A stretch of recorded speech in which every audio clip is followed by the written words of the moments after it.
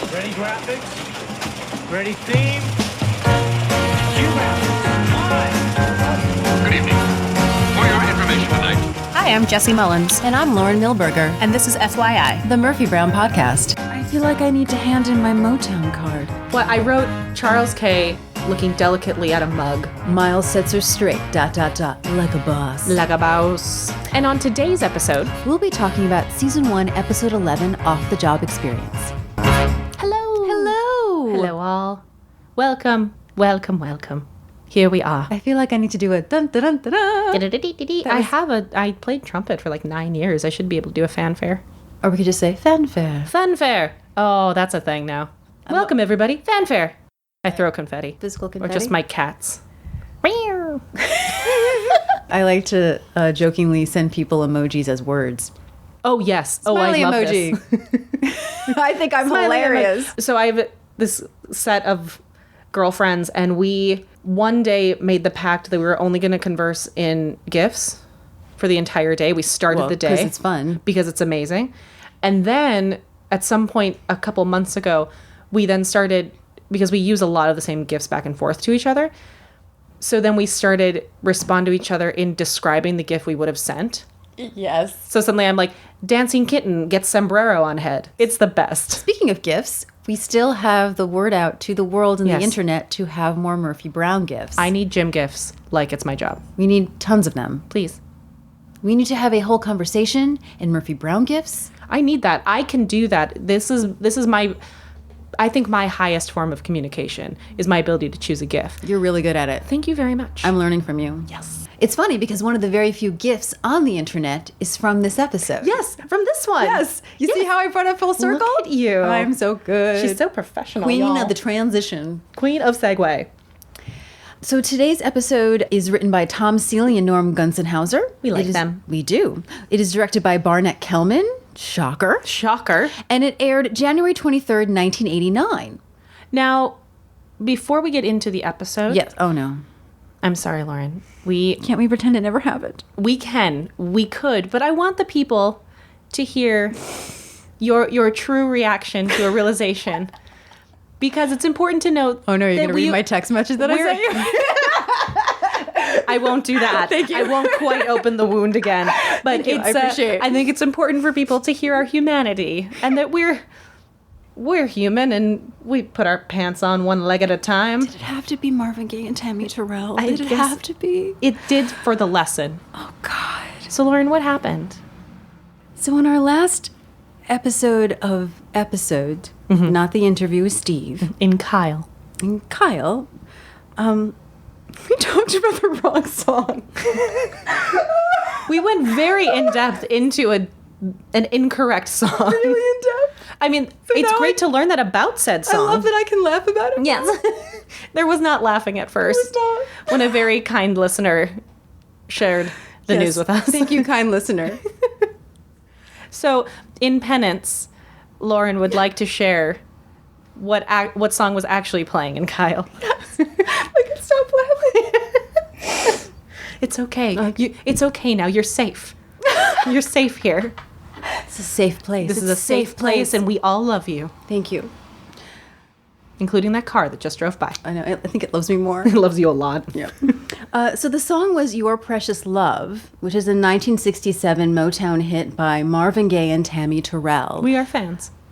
Huge fans, Yeah. so that's why it burns just That hurts so much Little- more. bit more. Obviously didn't listen to that song as much.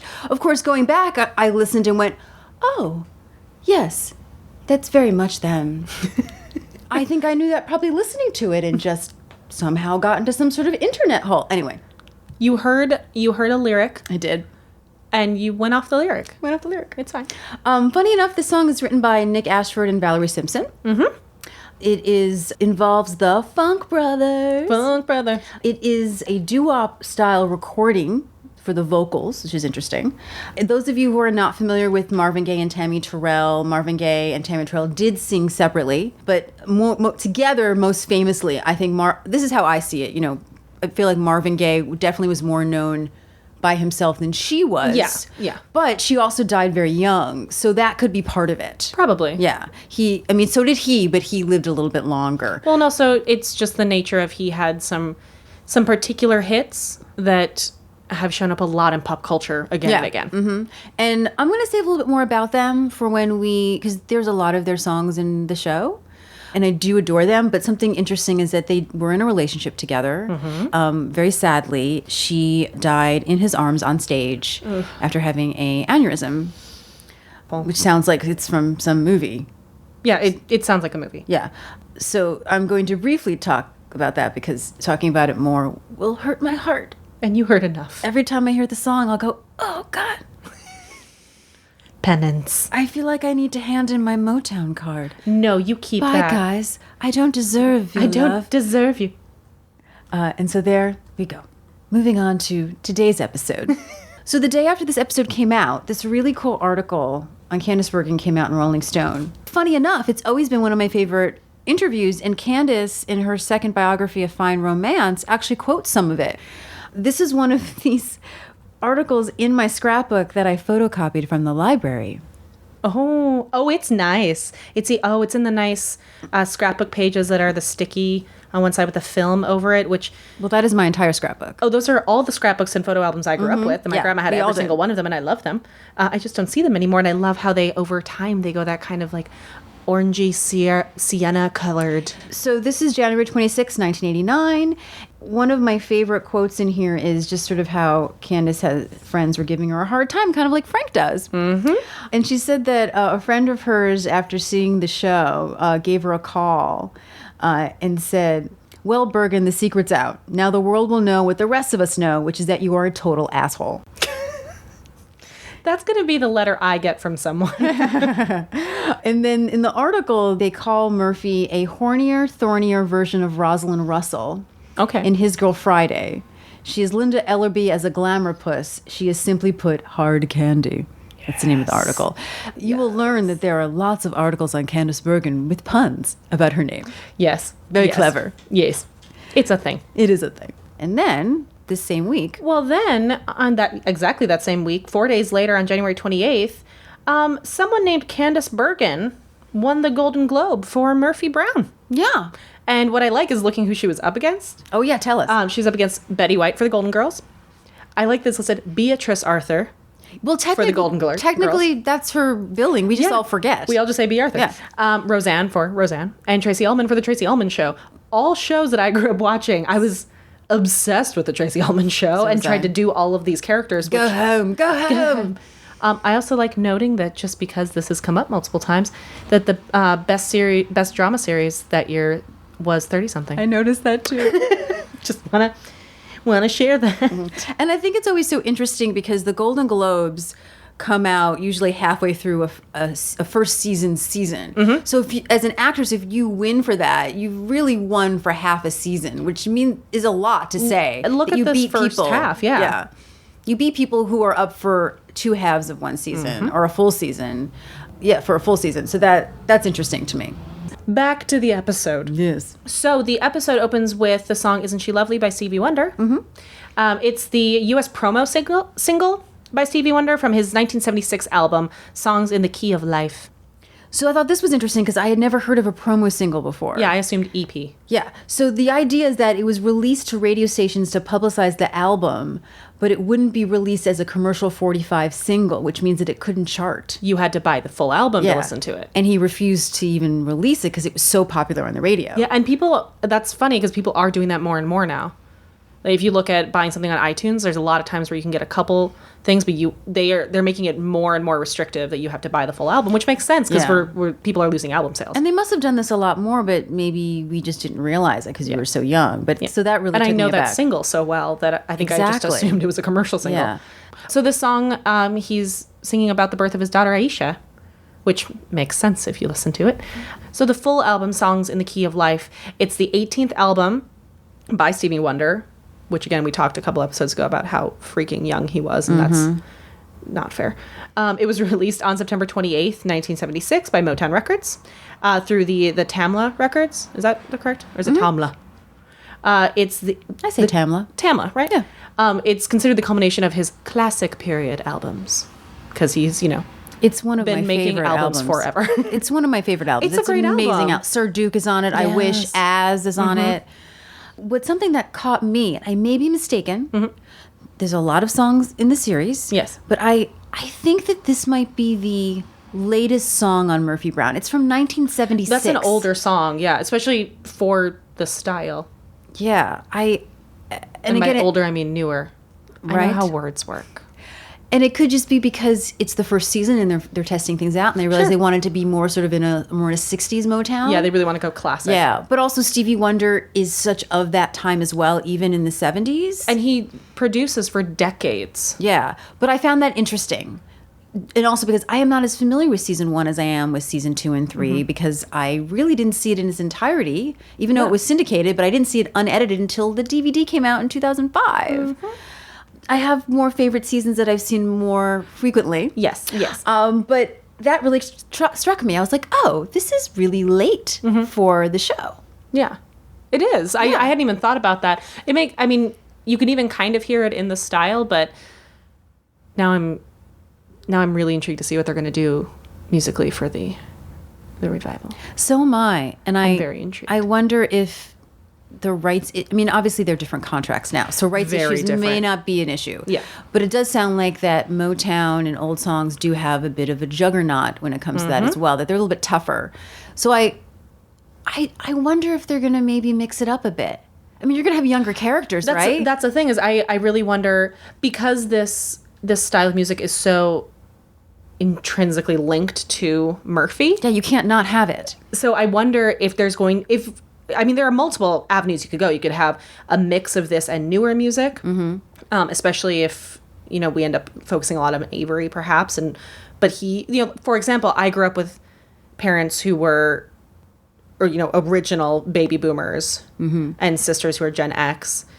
So I grew up with music much older than my generation. So there's a very good chance that Avery is a Motown fiend because grew up with it. There's so Absolutely. many options. But you could also have that it's like the old meeting the new. So we have a mix, or we allow it to adjust, or we see new versions and covers of Motown classics. Or That we would see, be interesting. Like yeah. I'm very intrigued because it's such a notable part of the series. Yeah, and also later on, as the series went on, there was less and less songs. Yes. And you just had sort of that small little opening of Exactly. the theme, if you can call it the theme, and then it went right into the episode. Yep. And I'm sure that also has to do with time. Yep. But there's that, but I feel like you have to have something. And there's still a lot of Motown. There is. So they could potentially go all the way. I don't think I necessarily have a preference either way because my interest is piqued at the idea of doing something different. Same here. But I also love the idea of being classic. So I'm excited to see what happens. Yeah, me too. Shall we talk about the episode? Yeah, let's go into the episode. Let's do it. So we start off with this great juxtaposition of the lyrics and Murphy. Isn't she lovely? But she is irritated and she's trying to hold in her anger. And I love the little close-ups of her hands, of the pencil, Going in of her mouth. of her feet, sort of going back and forth, trying to like keep in how upset she is. Well, she does look very lovely in a pink suit. Yes, she does. She just looks sassy and lovely. Which also made me realize, too, that this is the same suit as the blue suit from Kyle. And the collar is not white. It's part of the blouse, Yes. which I think she's worn before. And then recently, when Candice Bergen was talking about the revival, she said they used to, like, mass order outfits from, like, Calvin Klein. And I thought, oh, they just bought the same suit. I do that Yeah. all the time. If I go into a place and they have a great, like the Loft, if I go in the Loft and they have like a blouse that I can wear and they have it in 3 colors, if I like the fit, I will buy all 3 colors. So pretty much what's happening is that Murphy is interviewing. Colonel Fitzpatrick. It doesn't look like the interview is going her way.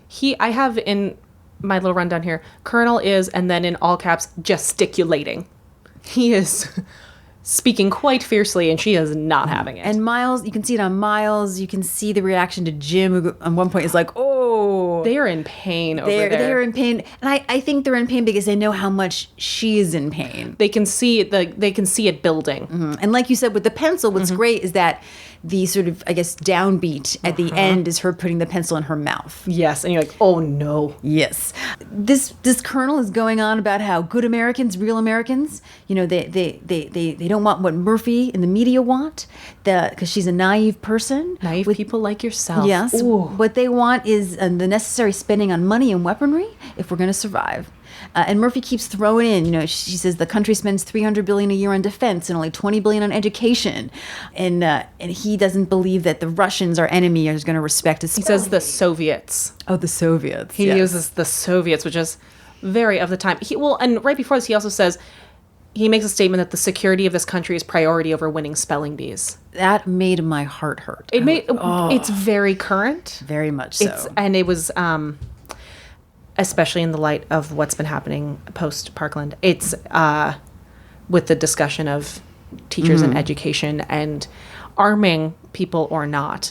That statement is giving me chills right now because it's. And then people. I just saw it on Facebook. I just saw that statement on Facebook. It's.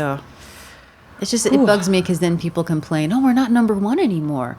Gee, I wonder why. I wonder why. I do appreciate that the colonel, while on the other side of a debate, is holding his own against her. Because while she's being, and you'll continue in a second with what she keeps doing, but he even says things like, wake up and smell the borscht, Miss Brown. Like, he's intelligent, which I think is what's even more frustrating as an interviewer, because he's intelligent, but as far as she's concerned, he is wrong. Yeah, but he can go toe to toe. He's mansplaining her. Sure, and I agree. He also, I think, has this false sense of confidence because as soon as she's away, he can't do it anymore. He's okay speaking down to this woman, but as soon as she's gone, he's completely tongue-tied. Well, and the thing is, I'm pro shutting down the mansplaining, but I think even more than that, it's less that it's a woman, because clearly Murphy Brown has a certain level where she's not treated like most women. Yes. He's not calling her little girl. He's not doing that kind of thing. But what is happening is that he is looking at her as a soft, naive liberal. Yes. Although, yeah, that's true. And that's what really gets to me. And what I think is interesting is that when she does walk away, she knows it too. It's a stronger power move because she's dismissed him. And also, it's not an interview to her. No. It's no longer an interview, so she should just let him talk. And she has no interest in... Just like with Jake. Yep. When she was like, I'm not going to hand over 20 minutes of airtime for getting on a soapbox. And that's the thing, is this guy is. Yeah. And as we know, this is not a common thing for her to do. But I do find the power dynamic of it very fascinating when he gets tongue-tied, because... And I have to say, I kind of feel bad for him when she starts doing that, because while he has the strength of his convictions, I don't agree with them, but he has them.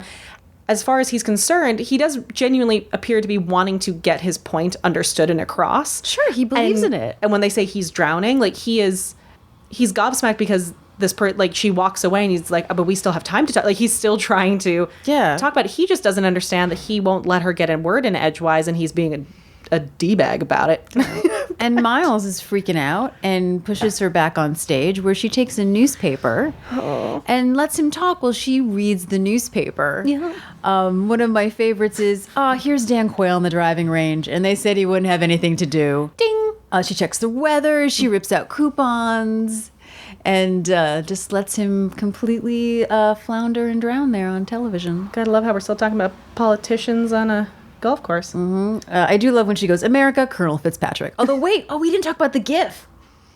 Oh, the GIF. The GIF. So the GIF that is on the internet is, he says that Murphy is putting words in his mouth. And she goes, I couldn't possibly put words in your mouth. Your foot is taking too much room. Oh, it's so good. I'm using that insult forever. But it's funny when people try to use that GIF when it's not really appropriate, because it's the only one that we have. I know, it's not right. Yeah. I just love a chance with, coupons. Yeah. So then we cut to after Murphy rips out coupons. We are in the FYI offices, and Miles has not come to terms with what she did. Oh, no, he's upset. He's very upset. Very proud of him in this scene. It's great. He's great in this episode. This is really such a good moment for Miles. He really steps up as his job, as we'll talk about. He's saying it's totally unacceptable. You lost it on the air, Murphy. Miles says people expect the truth, not to announce chicken breasts are on sale at Food World. And she says, It's a darn good price, Miles. We're talking boneless. And then he drops the bomb that 4 upcoming guests have canceled. That's a big deal. Yeah. And the point he makes is we do interviews here. We don't ask guests if they know the crossword answer. She goes, for tundra. What's an 8-letter word for tundra? And I love that she goes, no guts, no glory. Like, I love that the whole dynamic is he is pissed and she's like, this is no big deal. Like, this is fine. Let's go have a drink, Miles. Come on. No big deal. Like, she's completely Yeah. dismissing him. And that's the thing. And that's what I appreciate is that Murphy learns a lesson that you can't dismiss everyone. He's still her boss. He's still her boss. And also, it is disrespectful, regardless of if you thought you were right in the scenario by dismissing the colonel, by dismissing Miles, you're showing disrespect and you're showing that you don't think that what they're saying is worth your time.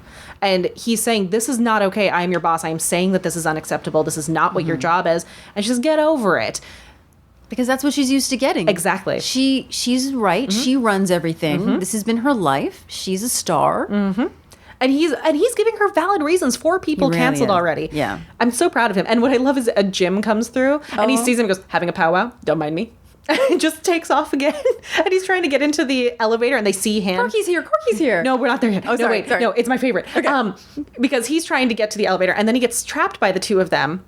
And she says to him to tell Miles that he's overreacting. And he's like, this is between you 2. And He's so uncomfortable. And Miles is saying that she's supposed to ask the questions in a dignified manner. Jim, she was unprofessional. Am I right? I love that he says, am I right? Which seems so modern to my ears. I actually went back and double checked it. Because he says it that quick, modern way as opposed to, am I right? And Murphy says he thinks it's neat his office chair swivels and I'm unprofessional. And I was like, the elevator takes so long. Oh, and then Miles makes a really good point that her stunt cut the segment short and left her colleagues to fill the air. Yeah. That's also a very valid point. That's an incredibly valid point. It's you are being a showboat and you're putting everyone else on the line. And this has nothing to do with women being bossy or anything like that. You're supposed to be a professional. They had to then fill time because you made your statement and you didn't fill your own time. Then he is asking Jim, am I not right about this? And right then Corky comes around the corner and Jim, and basically I just imagine in all caps is like, hey, look who's here. It's Corky. Corky's here. Hi, Corky. This will become a staple. Is Yes. when Jim is uncomfortable or Look, it's a person. and in general they do this a lot, but Jim I feel does it the most, where it's like this awkward thing and then, oh, look who's here. Hey, let's do this. Oh, he just Yeah. panics. Or I he always- just panics. I love it. I always think of when they're talking about her relationship with Jerry Gold and Murphy comes up and he's like, oh, there's Murphy making those shoes that make no noise. Oh, it's awkward. I just love his panic because he's so put together, and it's the same thing when Annabelle invaded his space as when she was playing Cat on a Hot Tin Roof, Maggie the cat, when she got all up in his space and he's just his great composure is it's being fun. compromised. His uncomfortability in this episode is classic. It's so good. So Corky says hi, and he goes, shall we go? And he just gets into the elevator, and they go, it's going up, Jim. I know. And the doors close because he's just trying to get away from them. I also love that in this conversation between the 2 of them that Miles says that she's ruined her credibility, Yes. which is a really big deal. That's the point. And Yeah. that's the point he's trying to get across to her is it's not about whether or not you upset me or you upset the guest. Like Yeah. you can upset the guest if you're doing your job, but you weren't doing your job. Your credibility is really all you have here on Yes. this show, if you think about it, if you pare it down. And then her answer is, oh, well, you're telling this to a network news star. You wear Yeah. a retainer at night. Yes. It's always about showing his age and bringing him down a notch, and she's bigger than him. So Frank arrives and he's like, who's going to Phil's? And then you hear a ding and the elevator opens back up and it's just Jim standing like nothing's happening, like going down. She gets on the elevator with Frank and Miles like, I still have something to say. And she says, we can discuss it at Phil's over onion rings. And he says, no, I want to talk about it privately. And she's like, no. And she's trying to act like, oh, you're just taking forever. It's so casual. It's so casual, but like, just Because she's say not- it. It's so obvious that she does not take this seriously. She doesn't take him or the situation and it's all in seriously. her delivery. Yeah. Yeah. It's very dismissive. So he says, okay, you're suspended. Elevator doors close. The elevator doors open back up. She comes back out. And Frank is holding the elevator door and he is dying.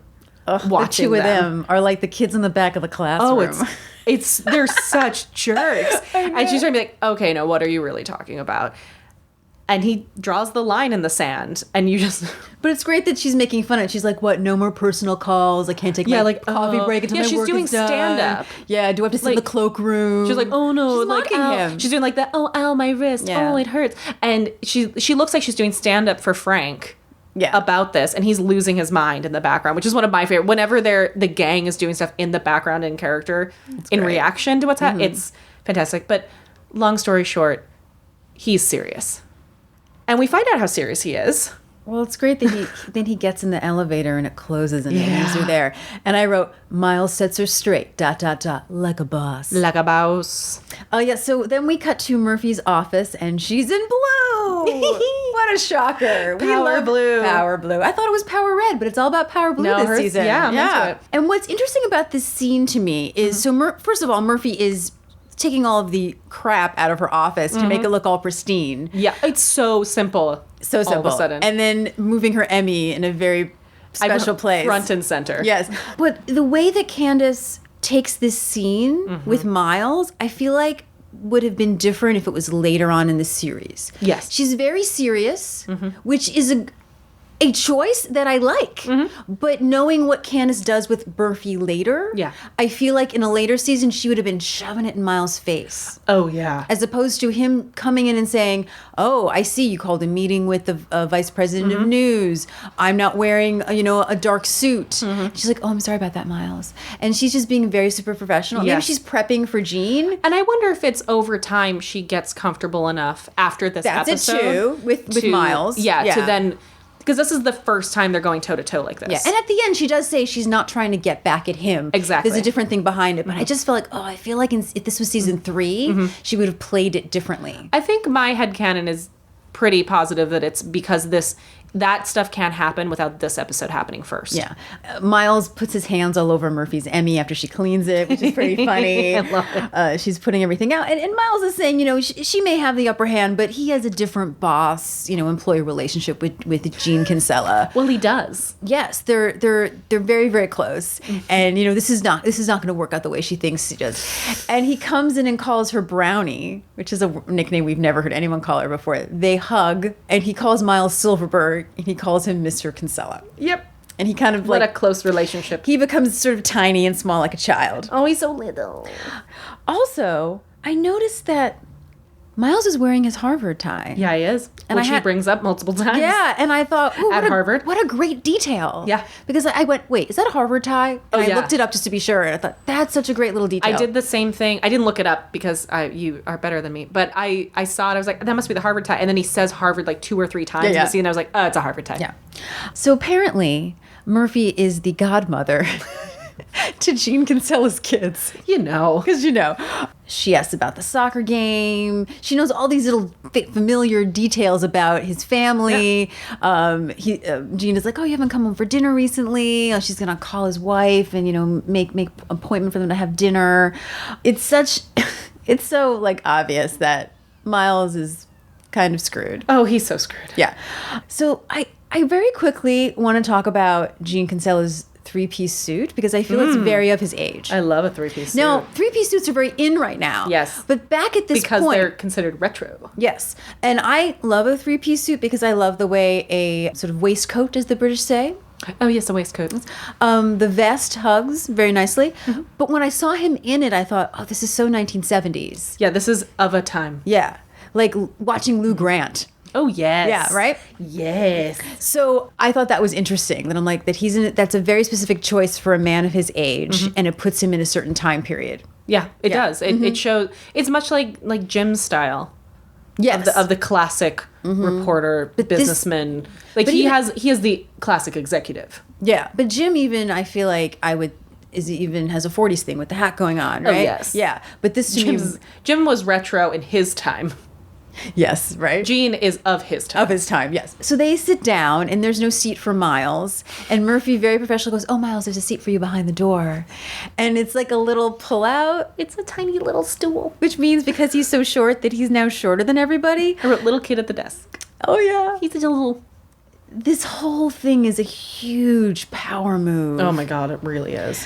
And what's great, though, is he still holds his own, Miles. He does. Everything that Murphy says, he brings up very valid reasons. Gene is concerned about ratings and publicity. Miles says, well, the press is already on this. He's concerned about benching their star reporter. He's concerned about them not looking foolish. Like every answer, Miles just is there in a super professional way. And then, Miles says, when you hired me, you wanted me to make the hard decisions. You said that I had the right to do that, and pretty much saying, this is what you told me my job was, and I'm just doing my job. I love that he requests to stand so he can make these Yes. points, which is very smart. Because he's so small now. He's so teeny. Yeah. And then one of my favorite things is, so Murphy says in response, Gene, when you hired me 16 years ago, when Miles was 9, that wouldn't have been an issue. Now, this is a great line. Uh-huh. But unfortunately now we're going to have a segment called Welcome to Retcon Theater. Yes. Yes. We're your hosts, Jesse and Lauren. And we love this stuff. We do. Now, Aaron Sorkin, one of our favorite writers as well as many of the writers on the show, said that writing a television show is like writing in a tunnel. You can't see the light at the end. Yes. And particularly a lot of these few retcons are in season 1. You don't, but again, like Aaron said, you're writing a show, you don't necessarily see where it's going. Yes. There's bound to be Especially mistakes. with detail work. And when you're writing so much, you may not, there is someone usually in charge of a Bible, but small little things you may not realize. But again, the show is just being felt out. So we would assume at the point in this episode that Murphy is saying that FYI has been on the air for 16 years. Yes. But we find out at the end of the season that it has been on the air since 1977. So that's not 16 years. But she was hired. Yes, so you could say, now when Murphy comes to audition, she is a foreign correspondent. Yes. I don't believe they say who she works for necessarily at the time, so I think you can sort of stretch this and say, Gene hired her as a freelance foreign correspondent? Yeah, I can absolutely see her. I mean, Yeah. even as there are so many different roles, especially a freelance correspondent can do so much and come and go without being one of the gang that makes And way not more being sense on a to show, me. yeah. Exactly. I think we can talk about it more when we get to the summer of 77. Yes. Because I haven't seen it in a while. I know that episode is a big deal about how she looks and how she used to be camera ready. But, who knows? Maybe they thought a foreign correspondent was going to be, rough and tumble. I think we should bring this back when we get to that episode. But Check our timelines. That line makes me giggle. Yeah. Well, not for maybe FYI. The biggest one will come out later at Phil's. Yes. So we'll have another segment of Retcon Theater. Retcon Theater. But again, writing a TV series is long hours, and it's okay. And also, it wasn't binge culture at the time. Yes. Where you have people like us who are just watching it over and over again and keeping track of these details. But we're lucky that this isn't the Golden Girls, because the Golden Girls literally brings back the same actors playing different characters. Constantly. Which you only notice when you binge it. Yep, exactly. Yes. Exactly. It took me a while to finally just be like, okay, I have to be okay with this. Pretty much you think Gene's going to side with Murphy. And he goes, no, Miles is right. Bye, Brownie. We'll see you soon. The kids love the dresses. I love this moment with him because Miles makes this great comment about, like, I can't do this job if I have to ask permission. Oh, yeah. I was promised top Yeah. brass support. And I just love he's like, I can't do this if I have to ask you. And that's such an adult moment in him that's so confident and sure, and he's grounded. And I love it. That's a boss-employee relationship. The boss. You can't have... If she can always go over his head, Then she what's doesn't the work point? for him. No. Yeah. He has no leverage. And what I like is what the actor does, the actor who plays Gene Kinsella, he does this thing where he gets suddenly very serious and he puts his head on his fingers. And the first thing he makes me think of is the actor Charles Dance. He has this moment where he gets suddenly very still and just looks Interesting. down. It's this older man with all this power. Because he was getting more and more serious as it was going. And all of a sudden the most recent Charles Dance is probably Tywin Lannister. But he's been much, much more, and look him up. But I just saw this moment of this you suddenly saw the calculating executive who is where he is for a reason. And then all of a sudden he's just super jolly. He's like, I'm with Miles. And just bops off. And this is like jolly Santa way on the way. Yeah, and Alan Oppenheimer, who plays Gene Kinsella, does become recurring. And he's done tons of things, but a lot of us probably didn't even realize is that he's the voice of many, many cartoons we were Yes. growing up. Funny enough, I never realized he was the vice president. I thought he was the president of the news division. I know. I think I thought he was the top brass. Yeah, I think it's because this is the only time they mention his actual title. Yeah, that makes sense. Because he is the highest most person that they have contact encounter. with. Yeah, which makes sense. I mean, the president wouldn't be just coming down to the show that often. exactly. Yeah, he's more of the back and forth. Alan Oppenheimer is pretty cool. He is pretty cool. The actor who plays him. I mostly care about the fact that he was in both Star Trek The Next Generation and Star Trek Deep Space Nine. He was a Klingon in Next Generation, and then Captain Keo in Deep Space Nine, which, if you watch them like I do, you actually know what that means. But he's been around forever. He's in Gilmore Girls, too. You have to. He was in Andy Griffith's show. He's a Mama's Family, Happy Days, Hogan's Heroes. I Dream of Jeannie. St. Elsewhere. He was in 11 episodes of Murphy Brown as Gene Kinsella. Yeah, he's to me is one of the big recurrings that like I remember. Yeah, and because he's a notable person, Yeah. like he has a huge effect on them. He was also in the $6 Million Man. I was sad when Gene gets replaced, which in the whole episode Yeah. Gene is very mad about it too. But it's still I'm just like, oh, we got a new person. But Gene. Yeah, Gene. he's one of those actors that in the 70s and 80s was a commonly recurring actor Yeah. on TV shows. Has a very impressive resume, so please keep an eye out for. Fun fact: he was voices in The Neverending Story for Rockbiter, Falcor, and Gamork. Yeah, does a lot of voiceover work. I love him. Speaking of, while we're on the actors, if you don't Yes. mind, I would like to talk about William Sadler. Who Please do. I skipped over earlier. He plays Colonel Fitzpatrick, and while it's a small role, William Sadler's an incredible actor. You've seen him in everything. Everything. You'll know him by his very intimidating face. He has a very naturally kind of stern, strong face Yes. and eye contact. Very good casting here. Oh, he's great. You believe him as he's played a military man many times in his career. I love him in Deep Space Nine. He has a 3-part arc as Sloane that I recommend you watching because he's incredible. Most people, I'm trying to figure out what most people probably know him from. I knew him from Roswell. That's what I was thinking. I think he's done so much. It's hard to pinpoint one thing hard. that everyone knows him from. He's just one of those faces that you know. I feel like he also gets mistaken for a lot of people. Probably, yeah. But I knew him probably first from Roswell. He was in the Broadway production of Neil Simon's Biloxi Blues. And- Yes. Yeah. Yes.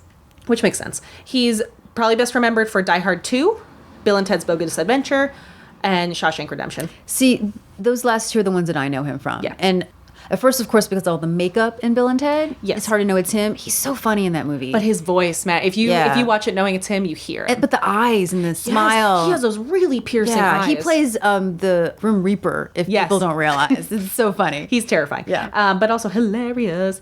Fun fact, I had no idea that he is a modest 5'7". Really? The film that I've seen of him, I assumed he had a taller stature. That's interesting because I was recently writing a small thing on Eve Arden. And I was known for her height. I thought, I should put in parentheses how tall she was. And she was only 5'7". Yeah. How is Eve Arden not 6'2"? I mean, I guess, though, to be fair, then that's really tall for a woman. It was like 5'3", so you're always like the petite one next to someone. her height seemed to be her thing. I don't know, one of her things. William Sadler, most recently probably known, he's the president, Matthew Ellis in Iron Man 3, Agents of S.H.I.E.L.D. There you go. and all that. So that's probably what people most know him for, right? So very quickly, I wanted to talk about a little bit of the history or historyette anchors being suspended. Yes. Because I thought, this is interesting. Let me look this up. It's like we're having an intermission Yes. in the episode.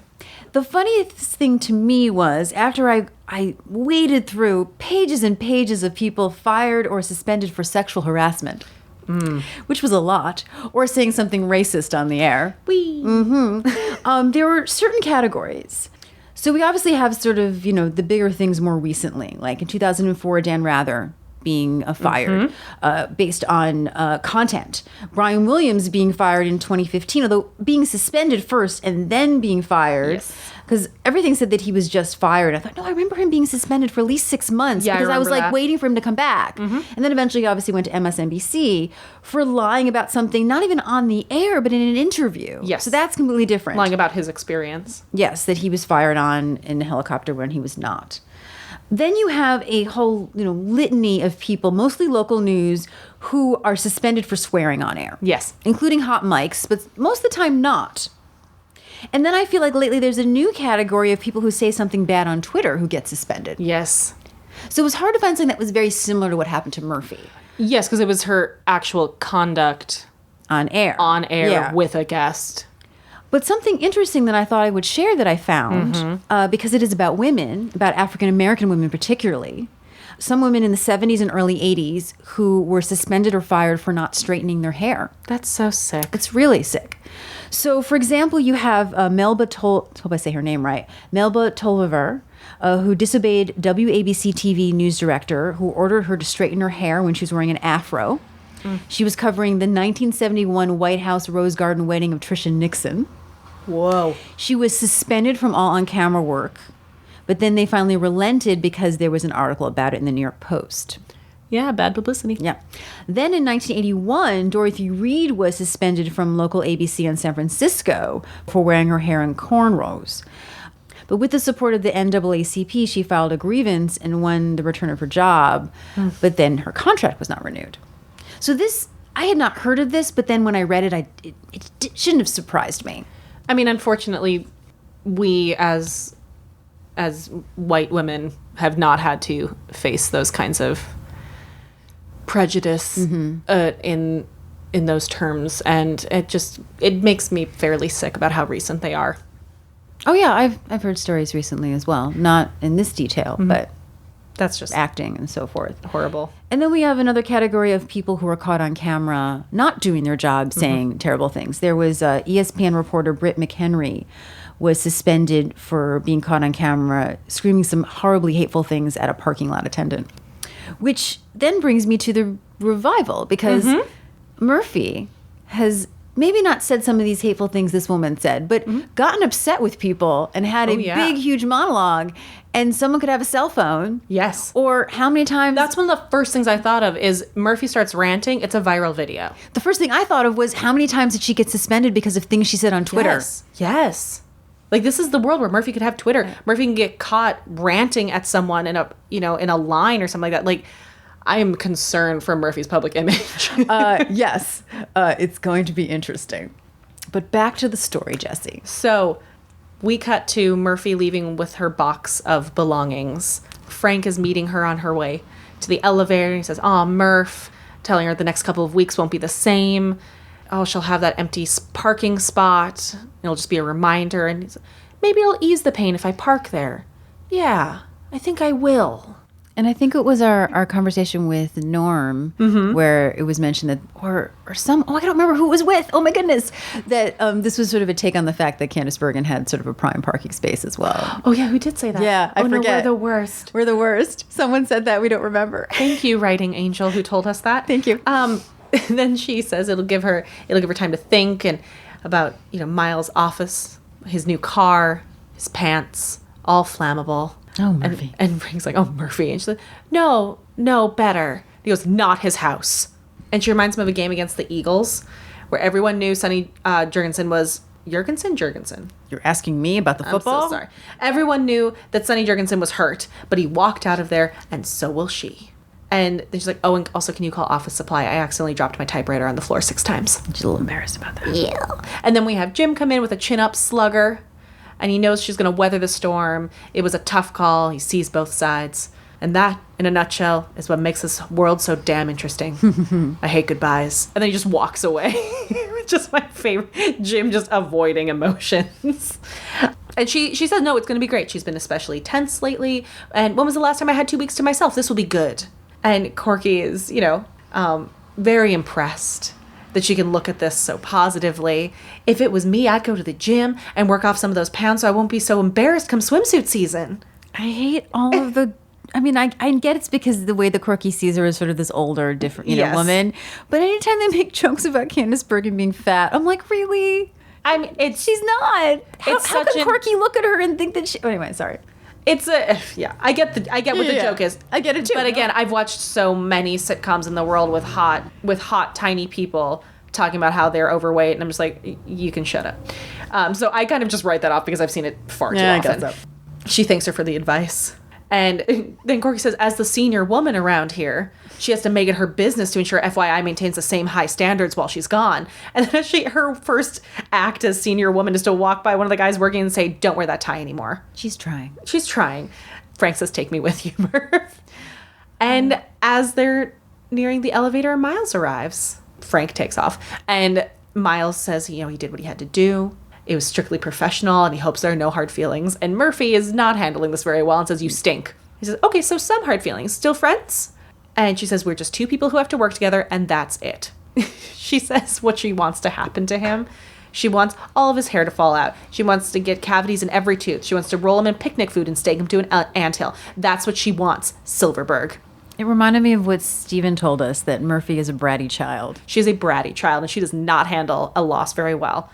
And there's a very interesting line from Miles right then, which is, as she leaves to the office, obviously penis envy. And at the end of the show, we have a really great story from the writer Norm about that. And what I love is just as it fades to the next scene is the office smiling at his obvious denial, because nobody thinks that's what's going on. So we're at Murphy's townhouse, and it is her bedroom, which we've seen now for the first time, and it is a mess. It's my Murphy. I love you, but that is the most hideous bedroom I've ever seen in my life. This is what I wrote. The 1980s exploded in Murphy's house. I wrote in so the bedroom. much pink and ...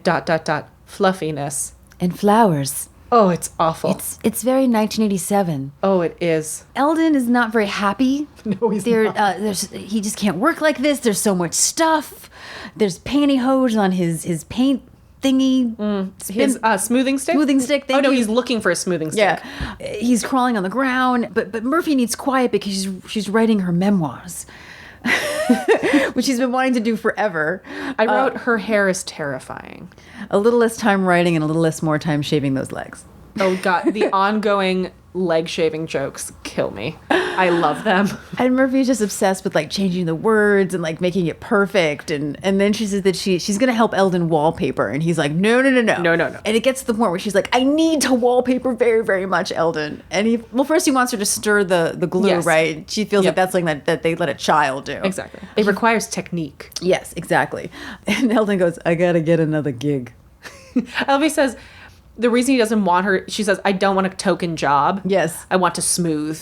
And he says, yeah, you're going to do that. And then you're going to be left with those little bubbles that you flatten with your fingernail, which was so visceral to me. And I was immediately like, oh, I know exactly what you're talking about. And then when he says that she can do it, she has this satisfying smile. And then Eldon leaves and she throws a tantrum. She's being a child. she does. She throws herself on the bed and just like rails her legs up and has no idea that Frank and Jim have showed up. And something that Corby told us, I feel like I need to add it here, is apparently when Candace jumped on the bed, she semi-impaled herself with a pencil. Yes. What she was working with. And yeah. we tried to ask Corby, like, what do you mean impaled? Was it still stuck there? Was there blood?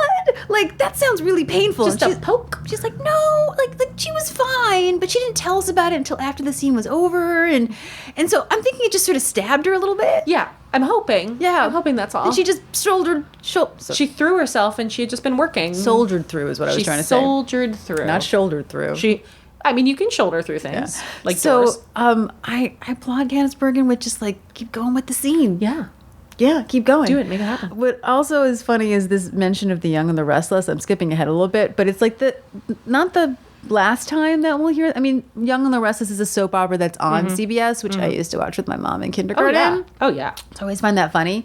But so before we talk about this scene, I think we need to talk about Jim. Oh, Jim.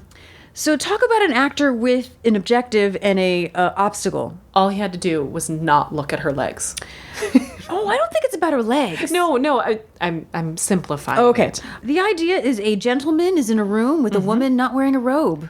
Yes, a woman who is scantily clad and in a casual, familiar way. Jim's scantily clad because she's wearing a t-shirt and No, but pajamas. that's his truth. Yes. In fact, at one point she bends over and he turns around and his face is like looking at her ass and he just completely... He can't take it. But because of your love of Jim, I'm going to let you explain it. Oh, right. So Jim, upon seeing the room, you can tell, knows that he's crossed a threshold he should not have. Yes.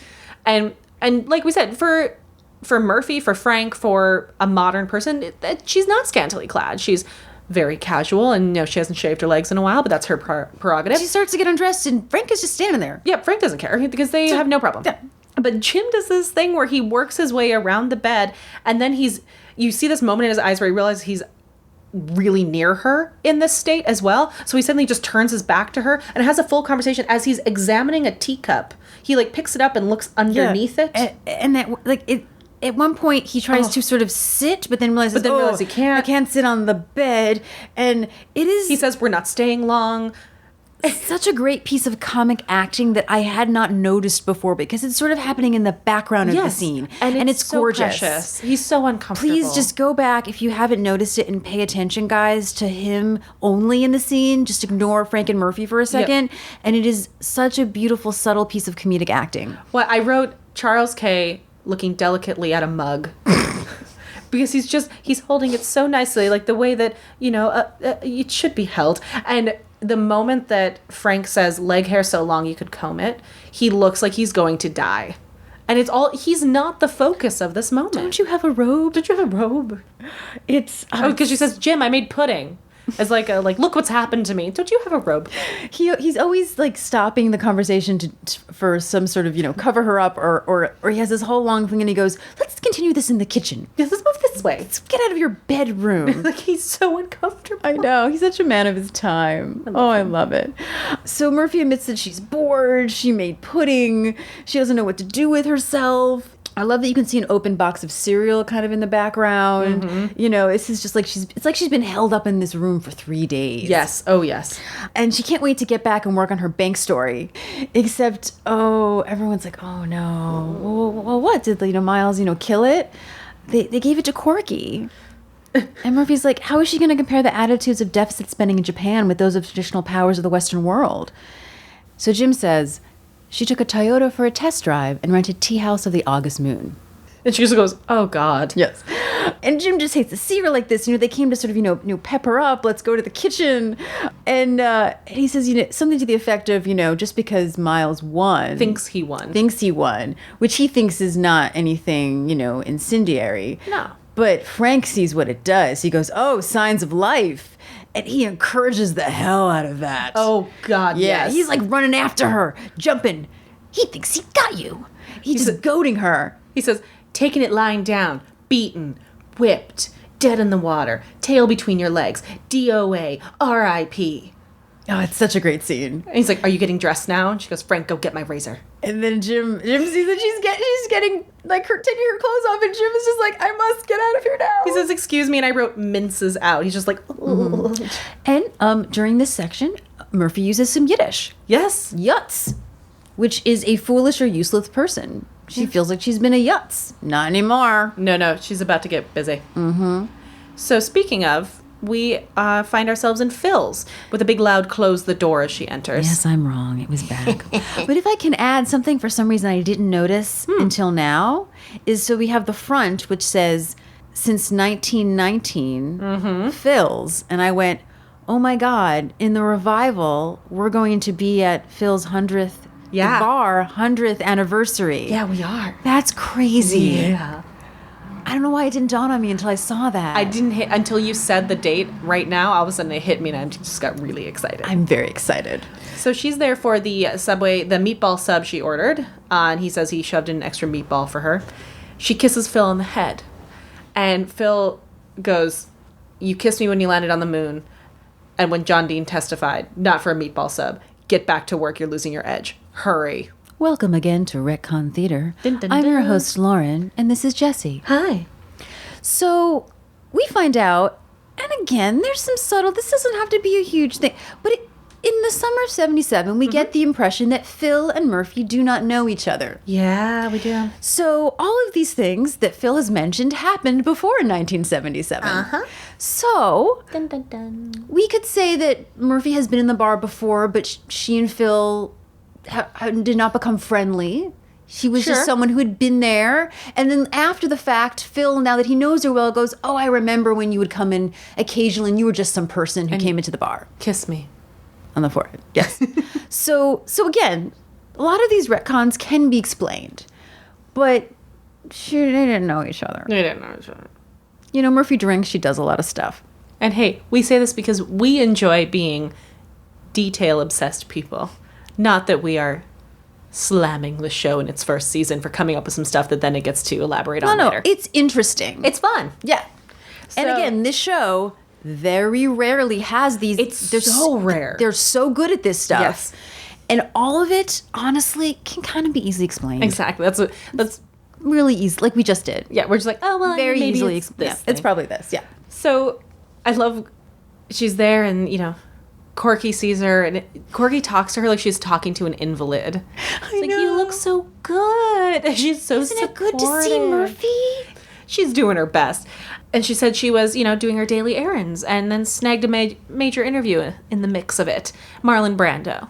Which at that time was a big Huge deal. get. He did not give interviews. No. So she said, and they're like, how did you do that? And she said, oh, we attended a UN conference together, played poker when it got boring. She won his island Yes, and he had had no an use island. for that. So she traded it for a favor. And he's in town this week. And Corky says, oh, it's rotten timing. You're on suspension.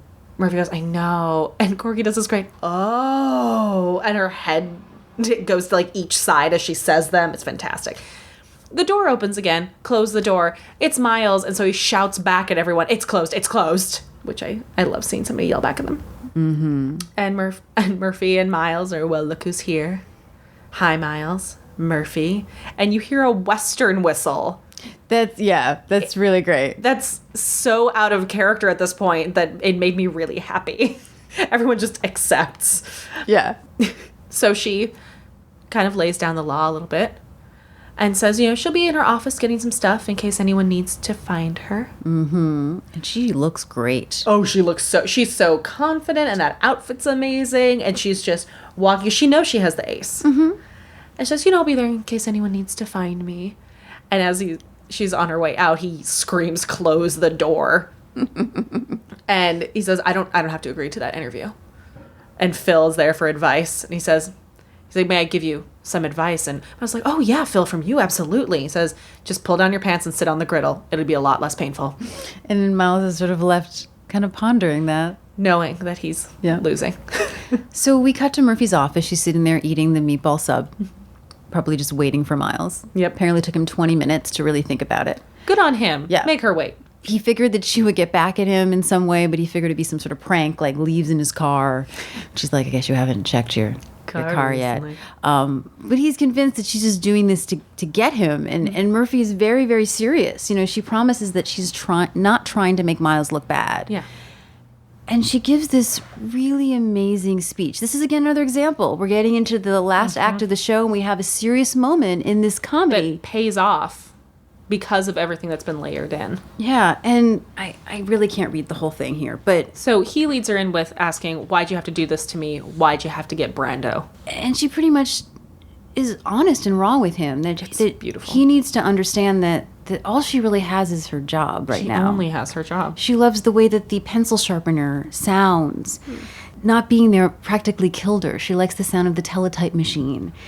And she missed the office. And there's a small section here, I should say, that is something that is very resonant to me. And part of it comes from the fact, which I've mentioned before, is On Another Plane, there is an amazing montage. It's one of my favorite montages of all time, Frank and Murphy's life. Yep. And so there are a lot of lines that I heard in this montage before I actually saw the episodes. Because there was...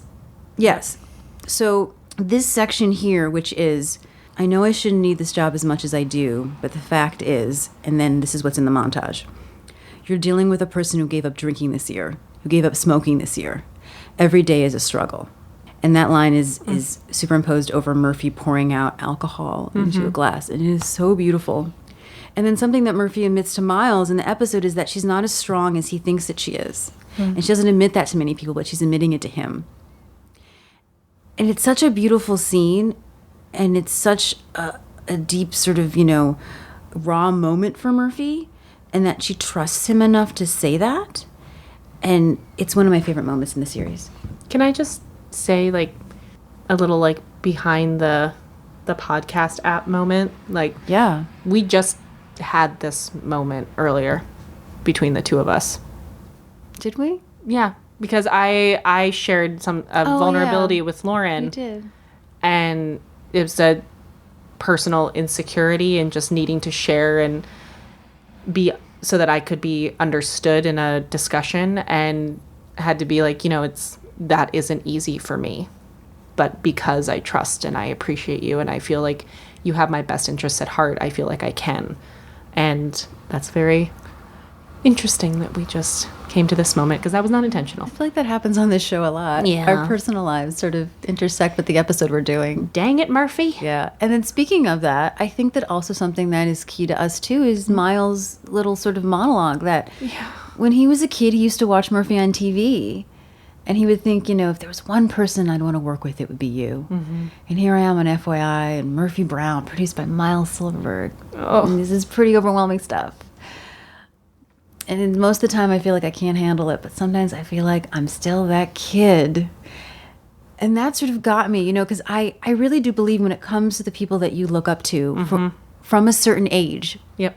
that you sort of become that age. Yes. When you're around them. When you're or around thinking them, of at least at the beginning of the relationship. Sure, I think absolutely. that eventually when you become professionals, and Miles is work with her longer and they're friends and you don't sort of feel that way. Mm-hmm. And what's great is that the difference between a fan and a professional is Miles never lets that get into his relationship with Murphy. Yes. Through this whole episode, he is a professional. Yes. He is going up against her and he's making his point of view known. Yes. This is not right. Yes. You are not professional. Yep. You are not doing this. This is what I believe is true and this is how I will do my job. Yes. That is what makes him different. And I like imagining that it's because that's who Murphy taught him to be. Yeah, it's like That's a who full the people circle he thing. respects taught him the people to be. that you look up to at a certain age give you a lot of the not skills, but I guess attributes that you take on, whether you know it or not. That you aspire to. You aspire to, just like Murphy has done for us, right? Absolutely. And then what I also love is that he then becomes he's again still a professional. I guess what I'm trying to say is I can do this job without your respect, but he does want it, It would as mean we a lot all more do. to me if I had it. There you go. Ugh, I love It's it. such a beautiful scene, and this sort of contrast between sort of the old guard and the new guard, and working with your heroes.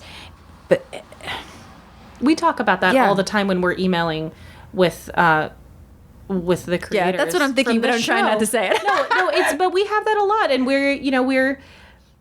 we have at our core, we're a couple fangirls who are just so passionate about this because it meant so much to us during those formative years. And then we have to remind ourselves, we're like, hey, we're doing this and this is our thing and we are smart and we are professional as well. And it's having contact with people who inspire you and who make you want to be your best self can be very intimidating. And it's something we talked about with Steve about, that kind of imposter syndrome thing. Yeah. It's completely valid, and it's great to check yourself on that sometimes. Remember that you are just as worthy to be at the table, and I love that Miles has that moment. I forgot about this scene So did I. completely, and it's one of my new favorite scenes. I remembered the Murphy part because of that section. Yeah. I literally have that. Yeah, that I knew model- those no. lines But from not the- that montage. I didn't remember this scene. I didn't remember Miles' part of it. Yeah. That it was all about, because when he said that, I was like, oh, that's what we're going through right now. Yeah. And it was just sort of a beautiful thing in addition. Yeah. Particularly, yeah. So that was great. And it's also great that Miles at the end of this is like, hey, can two professionals, still split some onion rings sometime, No matter who they are and where she is in her career and he is, you still want to be friends with the people that you work with. Yes. You still want to be respected by them in all aspects. And Especially so, when you work this kind of job that takes up way more than just a 40-hour work week. this West Wing, the shows that we love, is a lot about people whose jobs are their life, which Yes. Murphy says in this scene. And so the people at your job become your family because you see them more than your family. Well, and it's, as artists, like the lines are very blurred for us as far Totally. as what we do as a career and what we do for fun and our free time. I remember talking to people when I was in college and them not understanding how I could be in college at the same time and have less time available. I was like, I don't think you guys understand. Like, I go to class all day and then I go to rehearsal all night and then my weekends are rehearsal. Like, whenever I'm not here, like my day job, I always have to be like, guys, I fill my week. I don't have a day off because yes, I only work these days, but those other days, that's when I do all the other stuff as well. And it's something that I enjoy seeing it put on screen in a respectful and not just the workaholic who needs to learn how to have a little fun. Like there's a balance, there's a spectrum. Yeah, I agree. And I love seeing that. I also love that her response to Miles is, I do respect you, Miles, a little bit more than a few days ago. Yeah. Which is just, it's It's so such- validating. It's such a great little notch in the, building of their relationship. And then Miles, is say, well, okay, great. You're going to do the interview and then you're back on suspension. She's like, oh, no. See, we just made some ground here. That's going to put us right back where we started. He tries to compromise. Oh, today won't be part of your suspension. We won't count He's doing today. such a nice gesture. So she decides that they are going to throw darts for it. And then Grant Shad does this thing where he takes the dart and then sort of mimingly goes towards the target to be like, okay, I can do this. It's right there. Just showing himself. That's Okay, all yeah. you have to get to. And it's such a great piece of physicality. And then they do a great sitcom Murphy Brown thing where we see them about to do it, and then we go black in the credits, and then it's best out of 2 or something. Best Is 2 that- out of 3. Best 2 out of 3. So obviously Miles has lost. Because I think Murphy's good at darts. I think she practices a lot. Yeah, 1, it's in her office. 2, it's a bar game. Yes. She's good at it. Yeah. She can do it regardless. So we actually have some really great behind-the-scenes info from Norm Gunsenhauser. If you haven't heard our interview with Norm, please go back and listen. Please do. It's really It's so much amazing. fun. We hope to have him on again. We didn't have as much time with him as we would have liked. But we emailed him to send us some info on this episode since he wrote it with Tom. Yes. So the first bit is really about Murphy and Miles's relationship, which is obviously a huge part of this this episode. So he says, "My strongest memory is coming up with the original idea. It's great to always try and come up with firsts for your characters, and this was a no-brainer. What if Murphy was suspended for the first time in her life by a young Pisher, no less, and how would that change their relationship?" Do you want to talk about the word? Yeah, so Pisher is Yiddish. Hi, Lauren Milberger with your Yiddish translation. Here for the Jewish contingent. So Pisher is pretty much, a young person with no experience. Yes. Little kids are usually called, little Pisher. I think that's why I know the context. Yeah. I know it in context because that's the only way I've ever heard it. Well, the thing about Yiddish is that it's so hard sometimes to actually define it in English. Mm-hmm. So you probably know what it means based on the context anyway. Yeah, I wouldn't be able to tell you the definition, but if you said it, I'd be like, Yeah. I get exactly what you were calling me. One of my favorite words is aldecocker. And Amazing. when my dad tried to explain it to me, he's like, oh, there really isn't an English. So he told me a story That's to explain it. That's so apt, though. Kind of like the Shamil Shemazel Yeah. thing. Yeah, so That's something I've learned more and more with my Jewish friends. Is so much of single word culture is based on a story. It's cultural. yeah. And he further says, I remember thinking this would be a momentous sea change for both of them. As you know, this was an early season 1 episode, and I think helped Murphy and Miles's working relationship, which I 100% agree with. Yeah. He also said that he believes that they are the first people to say penis envy or the word penis on television. It stands out, I will say. Yeah, and they actually had to, and Corby backed us up with this. She actually was had us ask Norm about it particularly. Yeah. That they had to really fight the censors to be able to use the word penis. An anatomical word. And that Diane is the one who, really sort of, got that word, approved by the network. And then I love what he says. He says, nobody fought network fights better than Diane. I love that. And just how it seems tame by today's standards. It does. Yeah. That's why I'm like, it's just a body part, guys. I remember the first time I heard bitchin' on TV. It was Oh, yeah. It was on The I Simpsons. was scandalized and I loved it. It was Bart Simpson said Yep. bitchin'. And I was like, oh, Yeah. big deal. So that's off the job experience. Yeah. So please follow us on social media. We are Murphy Brown Pod on all those platforms that we've talked about prior.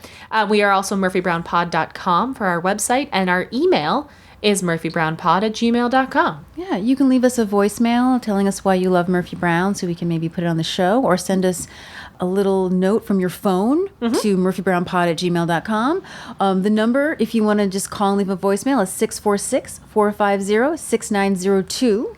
And we have the Spotify playlist, Murphy Brown Empowerment Playlist. The link is on our website if you can't find it. And listen to songs from and inspired by the TV series Murphy Brown. We love it. And our next episode next week will be episode 12, Why Do Fools Fall in Love? And we'll see you next week For another edition of FYI. the Murphy Brown Podcast.